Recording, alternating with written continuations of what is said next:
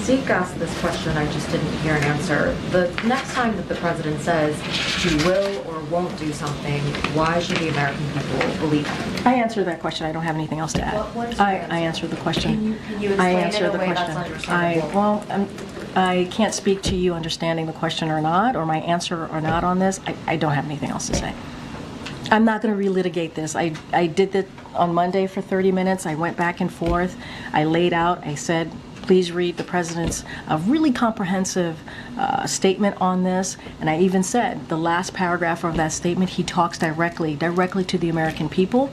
And that's how I answered that question. Can you acknowledge that it may have been a mistake by the president, you, to say multiple times unequivocally that he would not pardon his son? The president laid out in that statement what changed, why his mind changed, how he wrestled with this decision. The president laid that out. I don't have anything else to add. So that statement, he said in part, I believe in the justice system, but as I have wrestled with this, I also believe raw politics has infected this process and it led to a miscarriage of justice. Just to understand that sentence, I think it's important. Yeah, Is it sure that the president believes in the justice system, except in some cases? He believes in the justice system. He believes the facts are. Obviously, I talked about the gun charges, what legal experts have said, former prosecutors have all agreed virtually no one would be criminally prosecuted for underlying factors of Hunter's case. I talked about the gun charges. I talked about the taxes. Boy, oh boy, oh boy, oh boy, oh boy. You guys want to see a tap dance, right? What I'm about to show you guys is a great example of a political tap dance in order to avoid accountability for telling lies to the American people, because that's exactly what cringe John Pierre is going to do here, the affirmative action White House press secretary, as she is confronted by the liberal media on the fact that she and Joe Biden lied about whether or not Joe Biden would pardon Hunter Biden, his son. Okay, I'm telling you, this woman was doing a jig, right? She was just getting it, right? In regards to tap dancing, doing mental gymnastics. Okay, I think she might be an Olympian in mental gymnastics after watching this. So without further ado, let's get into this. As press secretary, you committed to speaking to the American people, and I quote, in a transparent way, in a truthful way, and an honest way.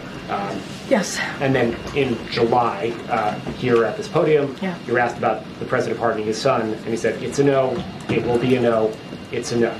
Yes, and that is exactly right. Of the president's son and that pardon, it became a yes. I'm wondering if you would like to explain to us, the American people, really why the information that you provided turned out not to be true. And I answered this question on Monday. We spent about 30 minutes on this, almost 30 minutes, roughly 30 minutes on this particular issue. And I'm just going to reiterate what I said on Air Force One to your colleagues when I did the gaggle. And look, if you look at his statement, it's pretty comprehensive. The statement that he put out on Sunday when he made this decision to pardon his son, Hunter Biden. It's in his own voice.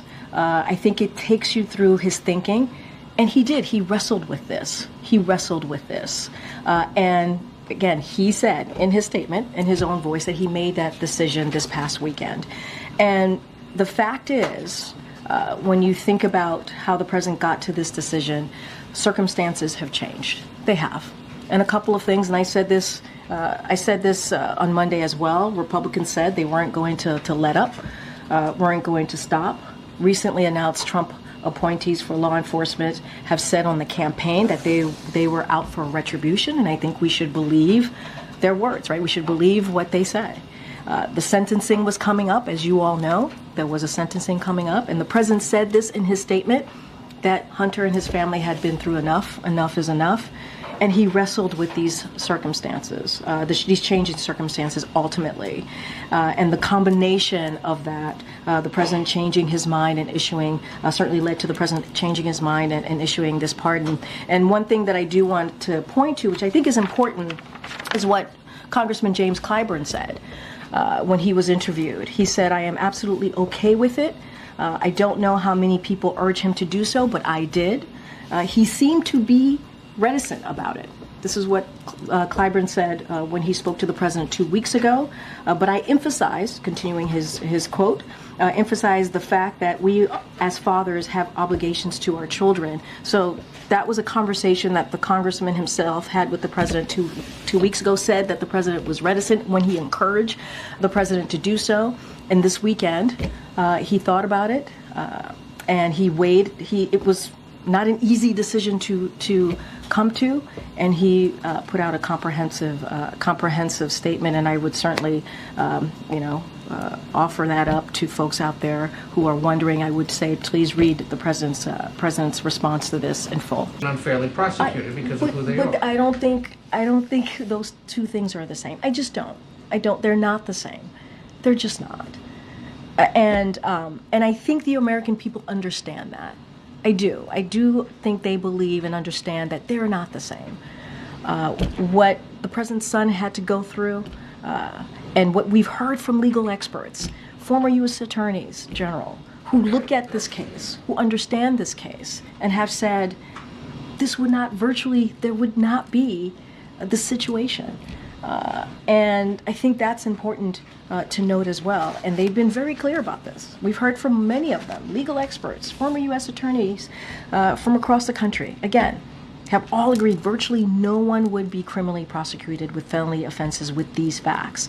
It's preposterous, right? It's nonsense. It's just, it makes no sense whatsoever. And the fact that she's trying to justify this, right? That she's trying to word salad her way through it, to mental gymnastics her way through it. It just makes the Democrats seem less and less and less credible. This gaslighting is something that the American people are fed up with when it comes to the Democrat Party. And until Democrats understand that, hey, you need to be honest, you need to be transparent, it's going to be hard for them to regain the trust of the American people. I think the biggest issue that Democrats have right now is a trust issue. And when the spokeswoman for the White House is gaslighting American people like this, the way she's doing right now, it just creates more distrust. It's like you can't believe a damn thing these people say because they've lied about everything for the past 4 years straight. And the American people are sick of it. I'm sure my colleagues said a few calls, just very specifically. It's not only colleagues who watch this. There's also the American people. Exactly. So to be Exactly. fair, and they were told by you in July that this would not happen, and it did.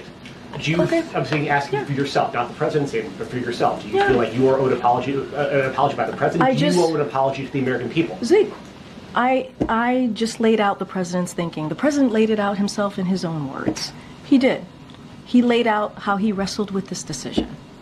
He said in his statement, as a president, as a father, he talked about how difficult it was to make this decision. He thought about it this weekend. He did. He thought about it this weekend. He wrestled with it. And there are some, factors, some real factors that he took into consideration.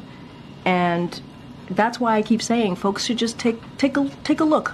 Take a look. Read his statement. And I know what I said. I know what the president said. That is where we were at the time. That is where the president was at the time. I am his spokesperson. This weekend, he thought about it. He wrestled with it. I think the American people... All of this is the most tragic figure in American politics in my lifetime is President Biden. All right. So he said, I'd never pardon a kid. Okay. I don't believe when anybody says I never had sex with that person, I never pardoned my kid, I don't pay any attention to it because I think everybody lies about sex and everybody is going to do whatever they're going to do with their own children. But the different scenario would be if he would have, in September of 2023, or August, said that he wasn't going to run. God damn, we would have won this election. And it wouldn't have been that close because we'd have had so many freaking talented people that were running. And he would be sitting here right now, getting ready to leave on a high note. There would be naming commissions to figure out what we're going to name after him. He would be the toast of Washington. There would be a Democratic inauguration coming up. Then a new Democratic president could have sort of gotten away with commuting any sentence that Hunter Biden got. and it would have been minimal. There'd have been some pushback, but in the interest of the Biden family and President Biden's long and distinguished service to the community, I'm going to commute the sentence. You wouldn't even had to have pardoned it. I just cannot get away from the fact that somebody that I really liked and admired my entire political life. I could never remember when in the 70s reading the first edition of the Almanac of American Politics about this guy in his 30 years old elected to the Senate from Delaware. And all of this is fucking self-inflicted. It's tragic. It's sad. And of course, everything about him is no one's good. It'll be 6 years before somebody comes back and talks about all of the stunning things of manufacturing that he's brought back, the stunning stuff he's done. Oh yeah, it'll be a while.